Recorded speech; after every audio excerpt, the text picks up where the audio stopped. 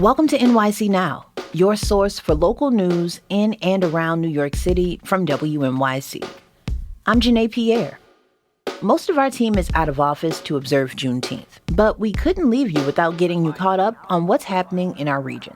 So here's your news headlines from Michael Hill.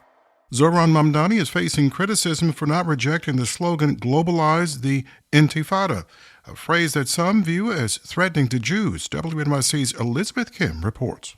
During an interview on the Bulwark podcast, Mamdani was asked if he was uncomfortable with slogans like globalize the intifada and from the river to the sea.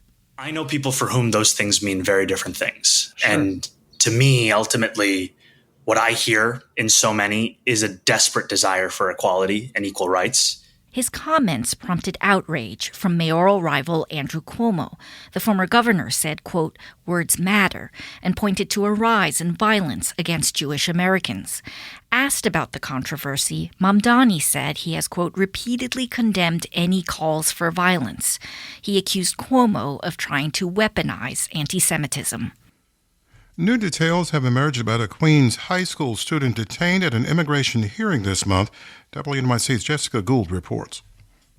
Derlis Chusin Toaquiza is 19 and in 11th grade at Grover Cleveland High School. He was training to become a lifeguard, had just tried out for the varsity soccer team, and was studying for the Regents exam. He's being held at an ICE facility in Texas. He's one of 2 New York City public school students who were detained at immigration court by ICE after appearing for scheduled hearings. The Department of Homeland Security did not respond to an inquiry. A spokesperson previously said the agency arrested a 19-year-old who tried to grab the weapon of a federal officer. But Toaquiza's legal team says he has no criminal record. They cite letters from classmates and teachers saying he's a respectful and responsible young man. 87 and sunny out there now. We have a chance of showers and thunderstorms, mainly late this afternoon. Some of those storms, though, could be severe.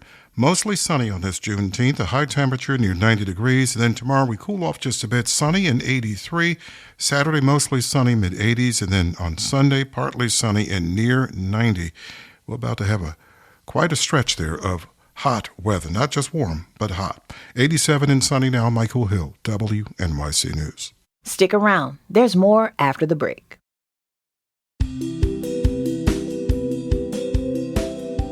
Nearly 2 years ago, New York officials hailed the opening of Manhattan's first public beach. It's on the Hudson River, but no swimming is allowed. WNYC's Rosemary Midday took a ride on a pollution patrol boat to find out why folks have to stay out of the water. All right, so let me fire this up. The Fletcher is a 36-foot fishing boat that patrols the waterways from Troy to New York Harbor. Yeah, this is the Fletcher requesting outbound clearance. Clear outbound. No reported traffic at this time. Have a great day. Luis Melendez is the boat's captain. We are looking for any signs of pollution. Some forms can be any discharges from drainage pipes or sewage pipes. There are 460 sources around the city for him to check on. They range from 2-foot diameter pipes to 30-foot concrete openings. They dump a mix of sewage and stormwater into the waterways during heavy rain. 2 of them are in the Hudson River, just west of Chelsea in Manhattan. They happen to be right by Gansevoort Beach, off the coast of Manhattan. Governor Kathy Hochul cut the ribbon at the beach's opening in 2023. This is so New York. To take a place that had been abandoned and overlooked and forgotten and, my God, and turn it into a gathering place for people from around the world to walk, to stroll, to bring their dogs, to kick a soccer ball, play in the sand. But not swim.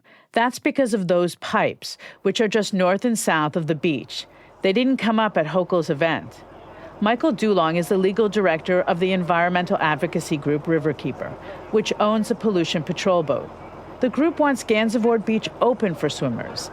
They say the spot is ideal because it's protected from tidal action and boat traffic. It would take a dedicated legislative change to examine the area, to get the state and the city Department of Health to certify it as a public beach. They need to test that beach, make sure that the water quality is good. The Billion Oyster Project has tested the water in the area as part of their effort to restore the Hudson's oyster population. The results from last year? weren't great. The beach was safe for swimming for just over half of the tests during dry weather. During and after rain, the water was at or approaching unsafe levels.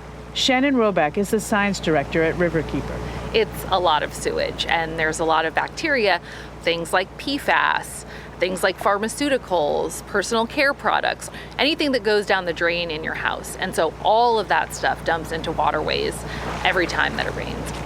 Let's say magically all the sewage sources out of the Hudson River would stop. What would that mean for the river? It would mean you would have much safer swimming locations. We want people to get in the water. We want them to be able to enjoy the river. And that's what we can look forward to if we can get these discharges under control. For now, Riverkeeper would like New York City officials to change its policies regarding swimming in the Hudson, East River, and elsewhere. The advocates prefer a policy that boils down to, when it's safe to swim, let them swim. We're looking at this on a horizon of 20 years, where we're improving the water quality enough so that it's not only that you can swim the Gansevoort Peninsula, you could swim anywhere in the city. And we want to open that up for every neighborhood. But their vision is a ways off. Officials say swimming at Gansevoort Beach is still banned for the foreseeable future. And any place along the waterfront beyond public beaches could be contaminated by sewage after rain. That's WNYC's Rosemary Midday.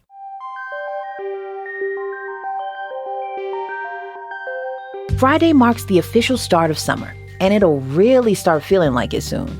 New York City officials are urging residents to prepare for the first serious heat wave, forecasted to move in early next week, with temps expected to hit the upper 90s several days in a row. And while many of us do enjoy our share of hot fun in the summertime, the heat can also pose some health risks. Dr. James McDonald is the New York State Health Commissioner. He explains why heat is so dangerous. When you think about heat, we're used to it. It comes every year. But it really isn't just the heat. It isn't just the humidity. It's the ventilation. You add it all together, you get what is called heat risk. When you look at New York City, in particular last year, 7 heat-related deaths, but almost 600 that were exacerbated by heat. Just to give you another number, one of the things that happens, sometimes people go to the emergency departments. June 19th last year, 150 people went to emergency departments last year because of the high heat. And so really what we're trying to do is really address that, help us have more tools to succeed and prevent the injuries. McDonald says there are early warning signs when it comes to heat illness, like nausea or lightheadedness. If you find yourself in this situation, McDonald advises that you move to an air-conditioned space as soon as possible and drink as much fluids as you can.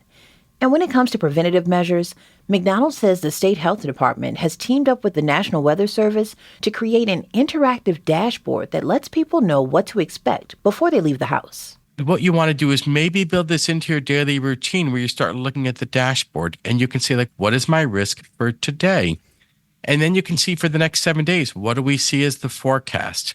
It's just another tool you have now to deal with this changing climate. And the website is health.ny.gov/heat dashboard. That's New York State Health Commissioner Dr. James McDonald. Thanks for listening to NYC Now from WNYC. I'm Janae Pierre. Enjoy the holiday. We'll be back tomorrow.